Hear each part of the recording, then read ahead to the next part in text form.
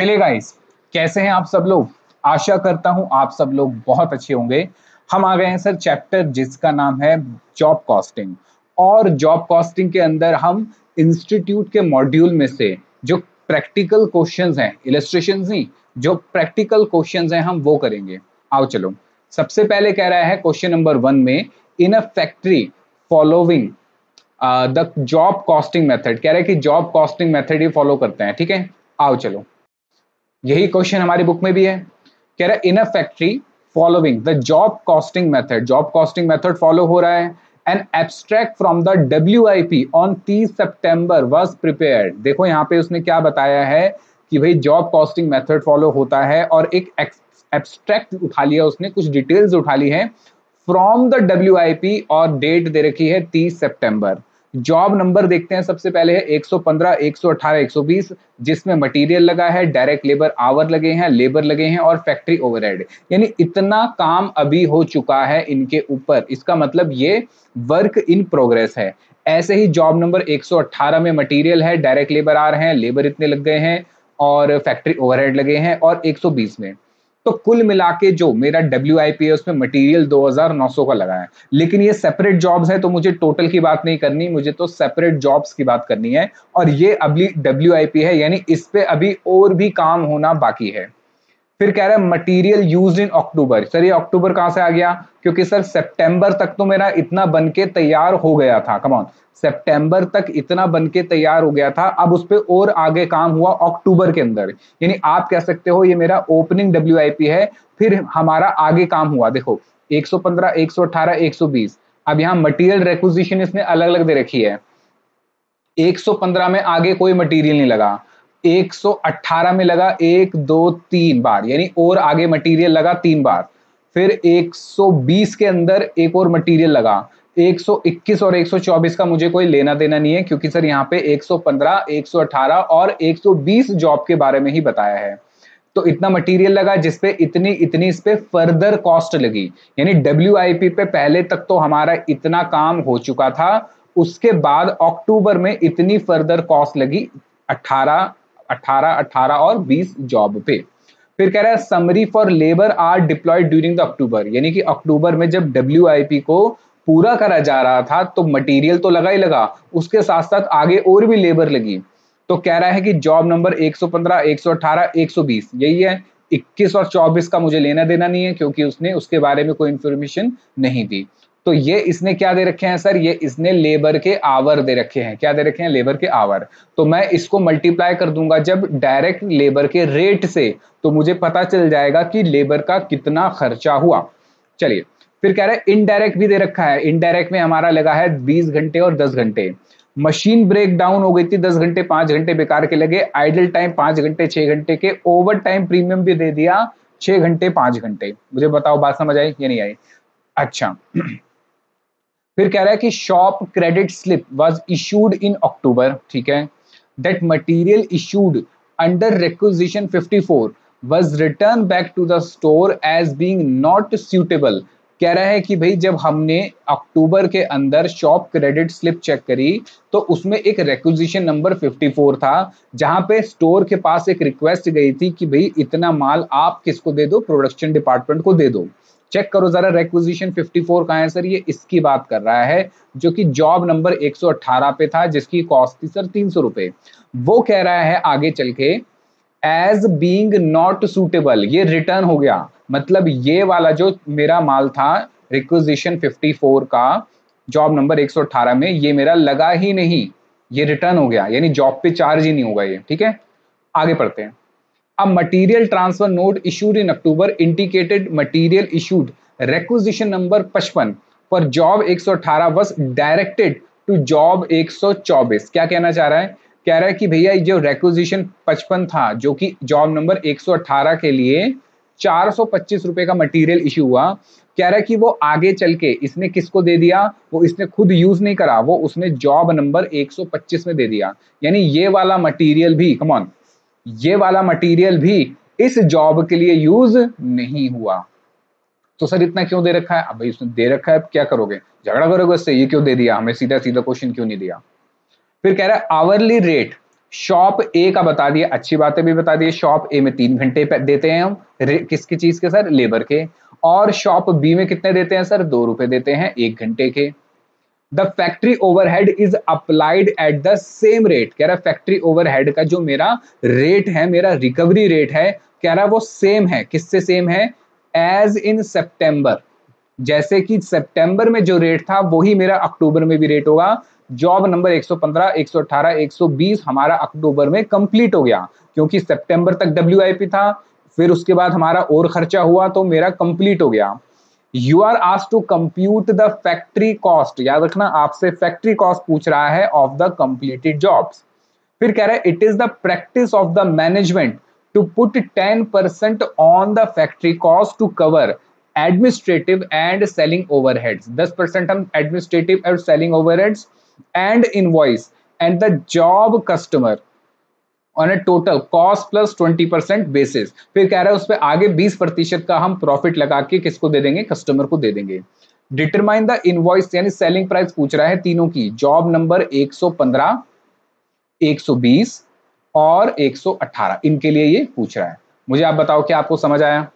चलो अब करना कैसे है, देखो सबसे पहले उसने क्या मांगा, सबसे पहले उसने हमसे फैक्ट्री कॉस्ट मांगी। कम ऑन, क्या मांगा, फैक्ट्री कॉस्ट। तो फैक्ट्री कॉस्ट निकालते निकालते ही हम ये भी निकाल लेंगे, क्या, मेरा इनवॉइस प्राइस। आओ चलो कैसे करना है मेरे साथ साथ।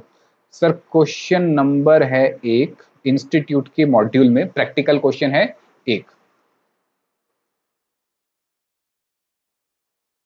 और हमारी बुक में अगर हम आए तो हमारी बुक में ये क्वेश्चन जो है पेज नंबर 22 पे है।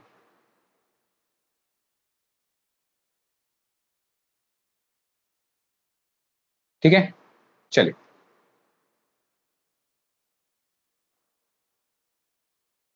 सबसे पहले क्या करेंगे सर, सबसे पहले लिखो स्टेटमेंट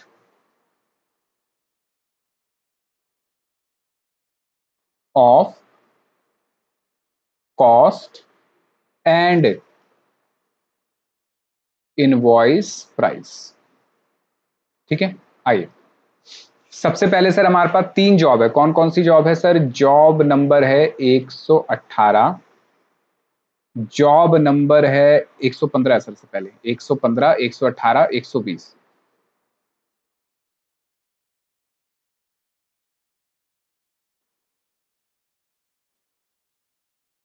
बताओ बात समझ आई, चलो।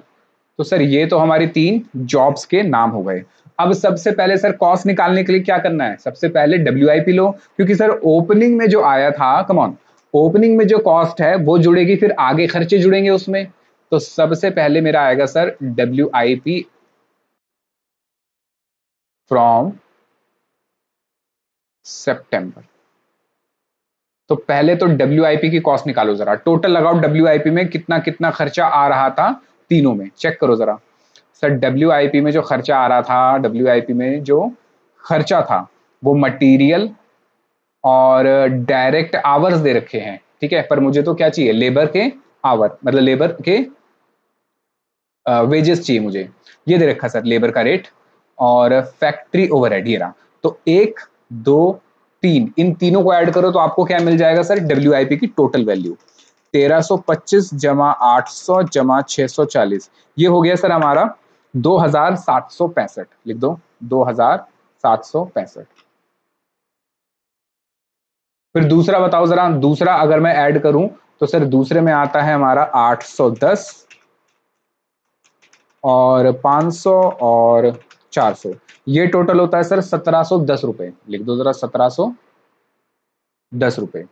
और लास्ट बताओ, फिर लास्ट में क्या है सर, 765, 475, 380, ये टोटल होता है सर 1680 रुपए, लिख दो 1680 रुपए।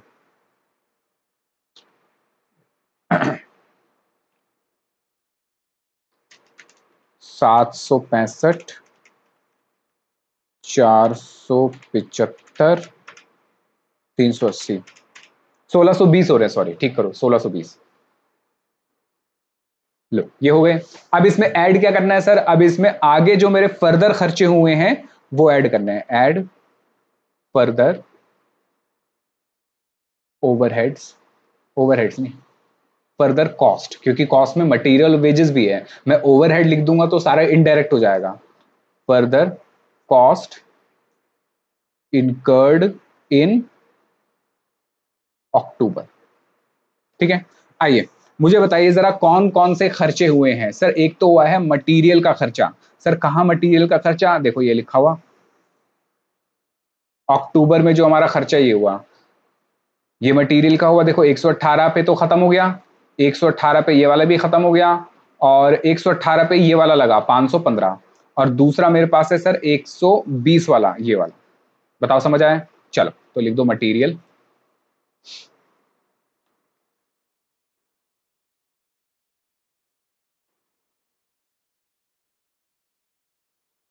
बताइए जरा कौन कौन सा मटेरियल लगा। सर देखो क्वेश्चन में उसने बताया था ये तो नहीं लगा था, ये तो नहीं लगा था, ये वाला 124 में आ गया, 124 वाले की मुझे जरूरत नहीं है, 121 की जरूरत नहीं है। तो मेरे लिए जो इंफॉर्मेटिव या रिलेवेंट जो है वो एक तो ये है रिक्विजिशन 56, 118 पे लगा 515 रुपए का। ठीक है चलो लिख दो। सर ये हो गया मेरा रिक्विजिशन 56, किस पे लगा सर ये 118 पे, 118 सर ये वाला है मेरा, और कितना लगा सर 515 रुपए, यहां पे नहीं लगा। उसके बाद अगला बताओ जरा। सर नेक्स्ट अगर हम बात करें, नेक्स्ट अगर हम बात करें तो ये मेरे लिए रिलेवेंट है रिक्विजिशन 57, जो जॉब नंबर 120 पे लगा, जिसकी कॉस्ट हुई 665 रुपए। आप लिख दो जरा। सर रिक्विजिशन नंबर 57 जो कि किस पे लगा सर, ये लगा मेरा जॉब नंबर 120 पे, कितना सर 665 रुपए का। बताओ बात समझ आई? चलो तो मटेरियल हो गया। मटेरियल के अलावा और क्या लगेगा? सर मटेरियल के अलावा जो उसने और खर्चे दे रखे थे, बताओ कौन सा दे रखा था sir? A summary of labour our, labour our के बारे में बात कर रहा था। आओ चलो लेबर आवर लिख लेते हैं सर। अगला जो मेरा खर्चा यहां से मुझे रिकवर करना है वो है direct labour our, labour our नहीं सर, डायरेक्ट वेजेस। अब मुझे बताओ डायरेक्ट वेजेस कैसे उसने एब्जॉर्ब करे हैं या कैसे पेमेंट कर रहा है। सर डायरेक्ट वेजेस की पेमेंट कह रहा है एक तो शॉप नंबर ए पे, शॉप नंबर बी पे। देखो कौन कौन सी जॉब है मेरे पास सर, 115 है, 118 है, 120, 121 नहीं है, 124 नहीं है, यानी इसकी मुझे जरूरत नहीं है। इस पे इतने घंटे काम हुए, इस पे इतने घंटे काम हुए हैं। ठीक है, और मुझे बताओ कि एक घंटे के कितने कितने पैसे उसने बताए हैं। देखो उसने नीचे बताए थे कि 3 रुपए देगा वो कब, शॉप ए में, 2 रुपए देगा किसमें, शॉप बी में। तो सर ये बाकी जो है यहाँ पे इसका देखते हैं अभी क्या करना है। ठीक है, ये मेरे वैसे भी इनडायरेक्ट है, मुझे अभी डायरेक्ट की बात करनी है। तो डायरेक्ट में ये सारे हो गए। आओ चलो इसको लिख दो। सर कितना कितना हो गया? सर देखो ये हो गया हमारा, अगर मैं बात करूं जॉब नंबर 115 पे, तो जॉब नंबर 115 पे जो मेरा लगा शॉप ए पे, शॉप ए पे कितना लगा सर, 25 घंटे लगे, और एक कितने का है सर, 3 रुपए का। ठीक है, फिर शॉप ए में 118 के लिए कितने लगे सर, 118 के लिए लगे 90 घंटे, 3 रुपए के हिसाब से। फिर शॉप ए में ही जॉब नंबर 120 के लिए कितने घंटे लगे सर, यहां लगे 75 घंटे, 3 रुपए के हिसाब से। ठीक है, ये कितना हो गया, ये हो गया सर 125, सॉरी 75, ये हो गया सर 270, और ये हो गया 75 तिया 225। ठीक है, अब बात करते हैं सर शॉप नंबर बी की। शॉप नंबर बी में बताओ कितने कितने घंटे लगे। सर शॉप नंबर बी में देखो 115 पे 25 घंटे, 118 पे 30 घंटे, और 120 पे 10 घंटे। चलो तो लिख दो सर 115 पे कितने घंटे, 25 घंटे, और यहाँ पे कितने रुपए हैं सर, 2 रुपए, और यहाँ पे कितने सर, 30 घंटे, यहाँ पे भी कितने रुपए सर, 2 रुपए, और यहाँ पे कितने लगे सर, यहाँ लगे 10 घंटे, यहाँ पे भी 2 रुपए। मुझे बताइए कितना हो गया सर, ये हो गया 50 रुपए, 60 रुपए, 20 रुपए। बताओ समझ आया या नहीं आया, या एक बार दोबारा बताऊं?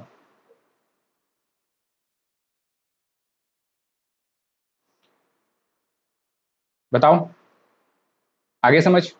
तो कुछ नहीं है, बस मैंने मल्टीप्लाई तो करा और क्या करा, भाई जितने घंटे लग रहे थे और उसने टाइम दे रखा है, मतलब अमाउंट दे रखा है 1 घंटे का, मल्टीप्लाई कर दिया। अब अगला क्या करना है सर, अब आएगा इसमें फैक्ट्री के ओवरहेड्स। अब आएंगे सर फैक्ट्री के ओवरहेड। आओ फैक्ट्री के ओवरहेड की बात करते हैं। Add factory overhead. अब फैक्ट्री के ओवरहेड कैसे निकालने हैं ये हमें देखना है। आओ चलो देखते हैं फैक्ट्री के ओवरहेड की बात करते हैं। क्या लिखा है सर फैक्ट्री के ओवरहेड? सर इनका क्या करेंगे, देखो ये सब मेरे लिए बेकार की बात है, क्योंकि इसने ये इन टोटल दिया है कि यहाँ पे हो रहा है शॉप नंबर ए और बी में, पर ये नहीं बता रखा कि क्या ये मेरी जॉब में ही है। क्या बताओ, मशीन ब्रेक डाउन मेरी जॉब में हुआ है? नहीं पता। क्या आइडल आर मेरी जॉब के लिए है? नहीं पता। क्या ओवर टाइम प्रीमियम मेरी जॉब के लिए है? नहीं पता। तो इसका मतलब ये सब मेरे लिए बेकार की इंफॉर्मेशन है। अब मुझे फैक्ट्री ओवरहेड की बात करनी है। आओ जरा फैक्ट्री ओवरहेड के लिए पढ़ते हैं। कह रहा फैक्ट्री ओवरहेड रेट, यानी कि फैक्ट्री ओवरहेड का एब्जॉर्प्शन बता रहा है। कह रहा अप्लाई होगा एज सेम एज सितंबर, जैसे आपने सितंबर में अप्लाई करा था। कम ऑन, जैसे आपने सितंबर में रेट निकाला था वैसे ही आपको कब निकालना है, अब अक्टूबर में निकालना है। तो सर सितंबर में कौन सा रेट निकाला था, आओ जरा चेक करते हैं। सर सितंबर के लिए तो मुझे सितंबर का डेटा देखना पड़ेगा। सर सितंबर में देखो अगर, तो सितंबर के अंदर मुझे बताइए फैक्ट्री ओवरहेड कितना है? सर 640 है। लेकिन ये 640 इसने किसी तरीके से निकाला होगा, क्योंकि ये कह रहा है कि ये कोई एब्जॉर्प्शन रेट से निकाला है। देखिए जरा मेरी बात समझो, मैं आपको कह रहा हूं इसने ये कहा कि हम अक्टूबर में भी वही रेट लगाएंगे जो हमने सितंबर में लगाया। तो सितंबर में रेट तो मुझे गिवन नहीं है, लेकिन मुझे वैल्यू गिवन है, मुझे टोटल वैल्यू गिवन है। क्या मैं इस टोटल वैल्यू से, क्या मैं इस टोटल वैल्यू से रेट निकाल सकता हूं? सर वो कैसे? आओ जरा वर्किंग नोट में चेक करते हैं। कैसे चेक करेंगे? वर्किंग नोट नंबर 1 चेक करो। सबसे पहले मुझे रेट चेक करना है। सर कह रहे जैसा पहला रेट था, लेकिन सर रेट तो, मेरी बात समझना, रेट तो हो सकता है मटेरियल पे भी हो, रेट हो सकता है लेबर पे भी हो सकता है लेबर कॉस्ट पे हो सकता है लेबर आवर पे हो। तो वर्किंग नोट नंबर 1 लिखो, given in question that factory overhead are absorbed at same rate as was in। अब मुझे बताइए कि भाई कैसे पता चलेगा कि भाई कौन सा एब्जॉर्प्शन रेट था। सर एब्जॉर्प्शन रेट तो आपका मटेरियल पे भी हो सकता है, लेबर पे भी हो सकता है, लेबर कॉस्ट मतलब लेबर आवर और लेबर कॉस्ट पे भी हो सकता है। तो क्या करें सर, सबसे पहले मुझे चेक करना पड़ेगा कि सितंबर में क्या रेट था आपका। तो इसके लिए मैं बात करता हूं सर हिट एंड ट्रायल की। Hit and trial. सर सबसे पहले मान के चलते हैं एब्जॉर्प्शन रेट जो है, सबसे पहले हम अज्यूम करते हैं रिकवरी या एब्जॉर्प्शन एट मटेरियल। हम मान के चलते हैं कि मटेरियल कॉस्ट पे एब्जॉर्प्शन हो रही है। तो अगर मटेरियल कॉस्ट पे एब्जॉर्प्शन हो रही है तो मुझे बताओ जरा मेरी मटेरियल कॉस्ट कितनी है। सर मटेरियल कॉस्ट है मेरी 1325। जरा अगर मेरा मटेरियल पे हो रहा है तो मतलब मेरा मटेरियल का एक रेट, मतलब मेरा एब्जॉर्प्शन का एक रेट निकला होगा on the basis of material. तो कैसे निकलता था सर, ये निकलता था total overhead divided by total estimated material cost into 100, ऐसे करके होता था। आओ चेक करो सर मेरे टोटल ओवरहेड कितने हैं। सर टोटल ओवरहेड है 1420। तो इसका मतलब सर अगर पिछले साल ये मटेरियल पे रिकवर हुआ होगा तो 1420 डिवाइडेड बाय मेरी, ये तो ओवरहेड हो गए, मेरी मटेरियल कॉस्ट कितनी है टोटल सर 2900 इनटू 100 अगर मैं करूं तो कितना आता है सर 1420 इंटू 100 डिवाइड बाय 2900, ये आता है सर 48.97%। ठीक है 48.97%। अब जरा चेक करो, चेक करो कि क्या जो मेरा मटेरियल लगा किसमें, सर जॉब नंबर ये वाला 115 की बात ही कर रहा हूं। 115 में मटेरियल कितना लगा 1325, तो क्या 1325 का समझो 1325 का 48.97 ये किसके बराबर आना चाहिए, ये बराबर आना चाहिए मेरे फैक्ट्री के ओवरहेड जो मैंने सितंबर में लगाए, यानी इस 640 के बराबर आने चाहिए। तो अभी मैं हिट एंड ट्रायल कर रहा हूं, तो मैं चेक करूंगा क्या ये बराबर आ रहा है नहीं आ रहा, चेक करो 1325 मल्टीप्लाई बाय 48.97%, यह आएगा सर 649 कर दो इसको, equal to sir this is not equal to 640, यानी इसका मतलब जब मैं पहले बात कर रहा हूं कि क्या मेरा रिकवरी रेट मटेरियल के हिसाब से है, तो द आंसर इज नो, क्योंकि सर अगर ये मटेरियल के हिसाब से होता तो ये जो आपकी परसेंटेज आई ये अप्लाई करने पे किस पे, मटेरियल पे अप्लाई करने पे 640 आना चाहिए था, जो कि नहीं आया। ठीक है, अच्छा यहां लिख लो टेकिंग, ये क्या हो गया, टेकिंग जॉब 115 लेके चल रहा हूं क्योंकि एब्जॉर्प्शन रेट सब जगह सेम होगा। अब दूसरे केस में मैं मान के चलता हूं क्या, labour hours, let suppose assume recovery rate, हाँ सर लेबर आवर्स ही होना चाहिए क्योंकि हम लेबर आवर्स ही ले लेते हैं, आवर्स नहीं, recovery rate as direct labour hours. तो फिर मैं क्या करूंगा सर, मैं रेट निकालूंगा। कैसे रेट निकालूंगा सर, वही खर्चा कितना सर 1420, और डिवाइड किससे करूंगा, टोटल लेबर आवर से। जरा देखो टोटल लेबर आवर कितने हैं सर, टोटल लेबर आवर है ये रे 1775, तो 1775 से डिवाइड अगर मैं इसको कर दूं इंटू 100 करूं तो एक रेट निकलेगा, तो ये आ गया सर 80%।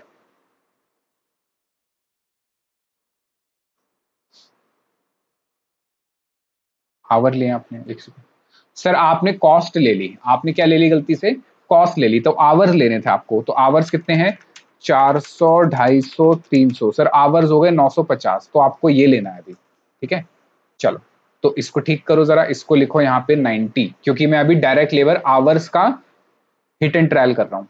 कितना है सर 950, तो कितना हो गया 142000 डिवाइड बाय 950, सर ये आती है परसेंटेज 149.47%, ये तो आ ही नहीं सकती सर, ये तो बहुत ज्यादा परसेंटेज हो रही है। तो इसका मतलब ये हुआ सर जितना मेरा क्या लगा सर, जितना मेरा लेबर लगा, जितना मेरा लेबर लगा, बताओ कितने लेबर आवर लगे सर 400, यहाँ पे 100 लगाने की जरूरत नहीं है, यहाँ पे पर आवर आता है, यहाँ पे पर आवर आता है, तो ये हो गया 1420 डिवाइडेड बाय 950, ये हो गया sir 1.49 per hour, 494 per hour, 5 कर दो इसको कोई नहीं, ये लो 1.495 पर आवर। तो इसका मतलब अगर मेरे 400 घंटे लगे तो 1.495 आवर के हिसाब से ये मेरे किसके बराबर आने चाहिए थे सर, फैक्ट्री ओवरहेड के। चेक करो 1.495 मल्टीप्लाई बाय 400, ये कितना आ गया सर 598 आ रहा है, जो नॉट इक्वल टू है 640 के। तो यानी ये भी मेरा क्या हो गया सर, फेल हो गया, यानी जो मैं रिकवरी कर रहा हूं मैं डायरेक्ट लेबर आवर के हिसाब से नहीं कर रहा हूं। अब तीसरा मेरे पास क्या बचा सर, तीसरा सर मेरे पास बचा डायरेक्ट लेबर कॉस्ट। तो अब मैं अज्यूम करूंगा recovery rate as direct labour cost. Sir कैसे, सर देखो यहाँ तो कॉस्ट में तो परसेंटेज निकलता है, सर मेरी जो कॉस्ट है टोटल वो 1420 है, और टोटल डायरेक्ट लेबर कॉस्ट कितनी है 1775 इंटू 100 अगर मैं करता हूं तो ये आता है सर 80%। अब चेक करते हैं, चेक कैसे करेंगे सर, वही कि मेरा जो डायरेक्ट लेबर का खर्चा है, मुझे बताओ डायरेक्ट लेबर का खर्चा कितना है सर, डायरेक्ट लेबर का खर्चा ये है सर 540, सॉरी ये डायरेक्ट लेबर का खर्चा कितना है जॉब नंबर 115 में 800। तो सर ये ऐसा होना चाहिए कि जो मेरा खर्चा है 800 उसका अगर मैं 80% निकालूं तो ये 640 के बराबर आना चाहिए, जो कि आ भी रहा है, यानी ये करेक्ट है, यानी मुझे मिल गया। यानी इसका मतलब ये हुआ कि मेरे जो सितंबर में ओवरहेड रिकवर हुए थे वो हुए थे 80%। किसका 80%? Of direct labour cost. ये निकला मेरा रिकवरी रेट। ठीक है, तो मैं लिख दूंगा यहां पे therefore the recovery rate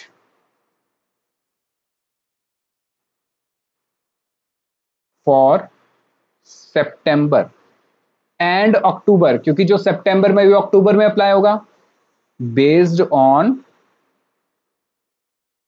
direct labour cost, that is 80% of direct labour cost. अब आप निकाल सकते हो कि आपको प्रतिशत मिल गया रिकवरी रेट का सर 80% है, तो अब आप निकाल लो।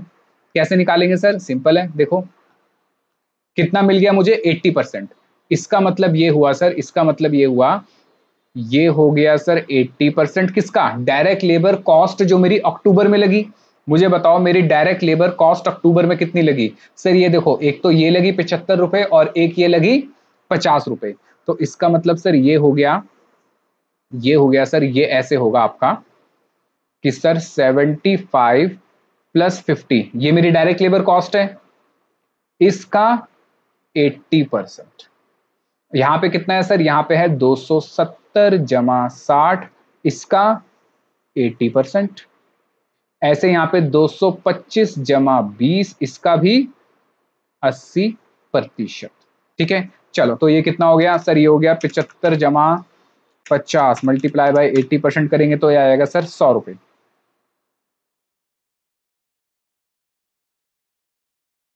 फिर 270 जमा 60 इंटू 80%, ये आ जाएगा सर 264।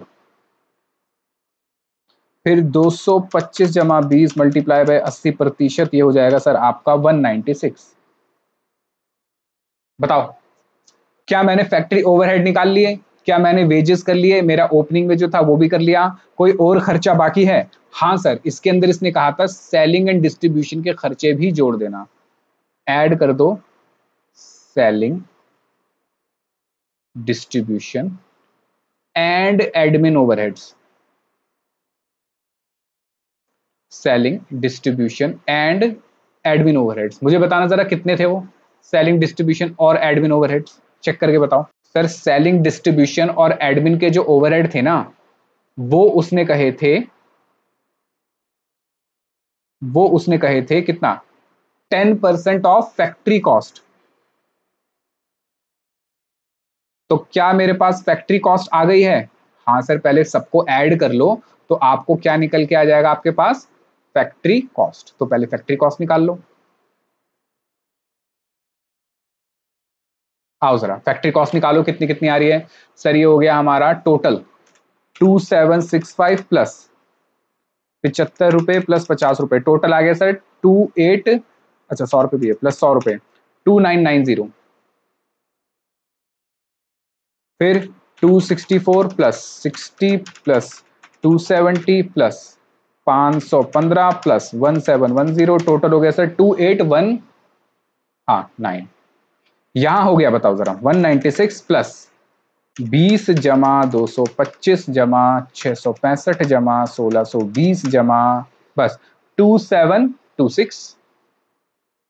लो ये भी हो गया। इसका 10% निकाल लो, कितना हो गया? 299, 282 कर दो और 273 कर दो, ये आ जाएगी क्या मेरी टोटल कॉस्ट?